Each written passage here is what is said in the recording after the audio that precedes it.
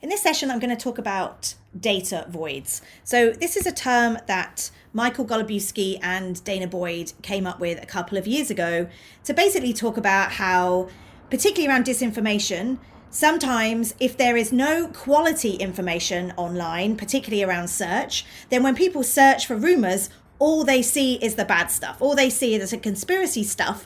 And actually their point was it's really important that newsrooms and kind of quality information providers know what those data voids are so that we can fill them with quality information. And we actually see in the last 2 months, the platforms have been filling potential data voids by linking out to the WHO, CDC. And you can see the platforms desperately trying to fill the data voids with quality information. One of the best tools is Google Trends. So they have a specific coronavirus Google Trends dashboard right now.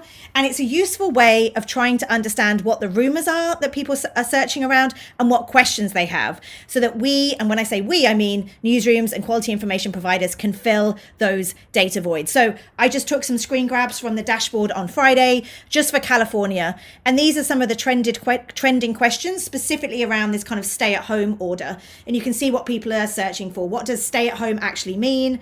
Is California on a lockdown? What does essential services mean? And how to apply for unemployment? Like, these are some pretty big questions people have. And so then I would say, well, if I put that into Google, what do I get back? This is another set of questions just for the US. And number 2 is, what is the Stafford Act? And that might seem strange that something like the Stafford Act is number 2 as a trending question. But the reason why is this WhatsApp rumor that's being shared in Telegram groups, WhatsApp groups, and text messages, which is a message saying that within 48 to 72 hours, the president will evoke what is called the Stafford Act. So everybody's been going to Google to say, what's the Stafford Act? And I'm about a week after these rumors went crazy. So actually, Google has responded pretty well. So when I search for the Stafford Act, what I get at the top is an actual description from Wikipedia about the Stafford Disaster Relief and Emergency Assistance Act.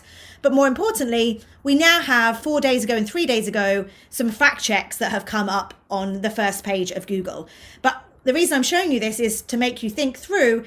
This is why we have to move quickly, because actually, if there was no fact checks right now, people would see the description of the Stafford Act, but they wouldn't necessarily understand whether or not Trump had carried out the Stafford Act, had he used the Stafford Act. So that's what data voids are. That's kind of what we're up against right now with coronavirus, is that rumors are circulating, people are searching based on those rumors, and we need to ensure that we have quality information that Google, YouTube, Bing, and others can link to, so that the quality information is at the top and that we don't have these information vacuums or data voids.